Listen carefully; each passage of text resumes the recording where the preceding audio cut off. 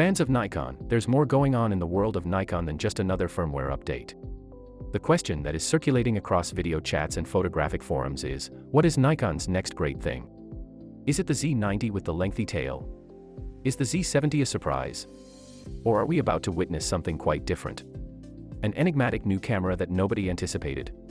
With a few surprises thrown in, let's explore what we know, hope, and anticipate.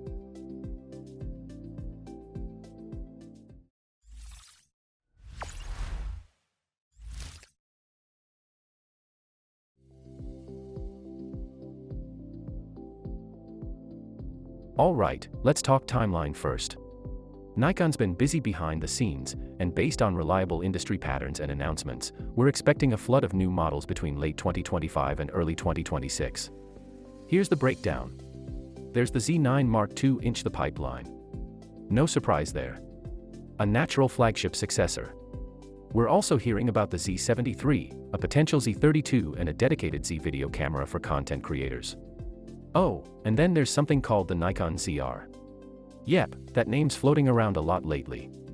But wait, that doesn't seem to be the mysterious model people are whispering about. Why not?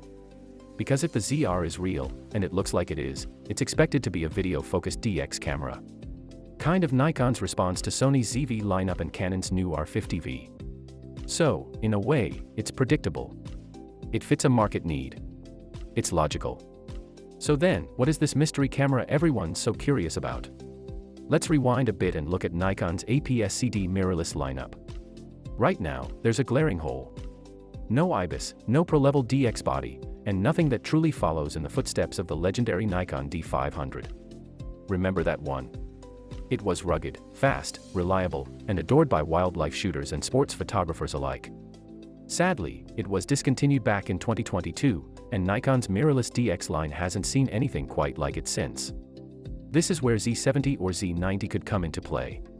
For months now, there have been strong hints about Nikon developing a high-end DX mirrorless body, one that can bring back the D500 style magic, but in a modern mirrorless form. We're talking fast burst rates, a high-performance sensor, maybe 26 to 32 megapixels, and paired with Nikon's latest X-Speed processors. And here's the exciting part. Some early prototypes have even been spotted in testing with global shutter sensors. Yes, global shutter. But let's be honest, Nikon probably won't go full global shutter just yet. It's still a pricey technology to implement, and it makes more sense they'll use stacked or partially stacked COS sensors instead. Still, this could be a huge leap for Nikon's DX line, especially if they pack in features like IBIS, better weather sealing, and full support for pro-level handling. Now, about that ZR we mentioned earlier.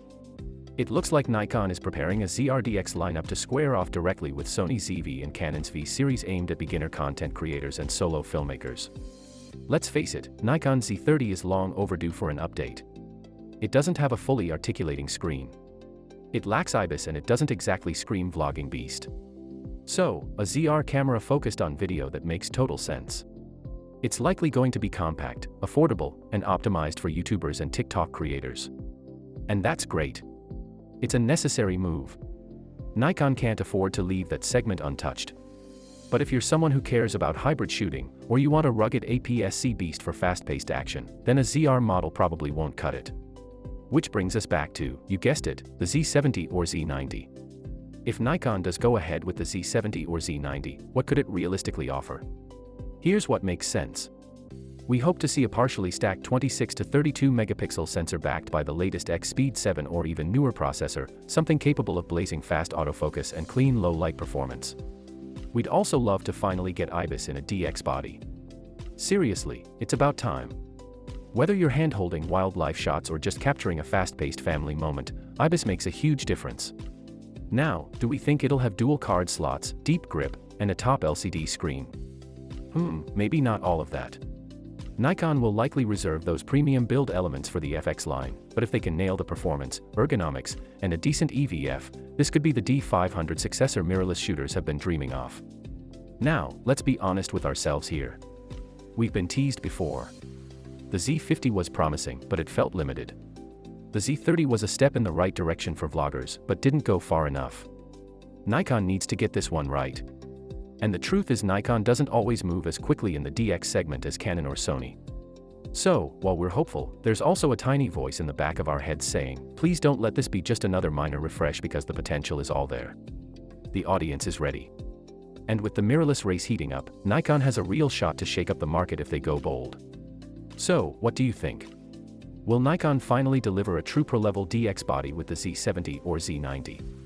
Or are you more excited about the ZR and Nikon stepping deeper into the video-first game?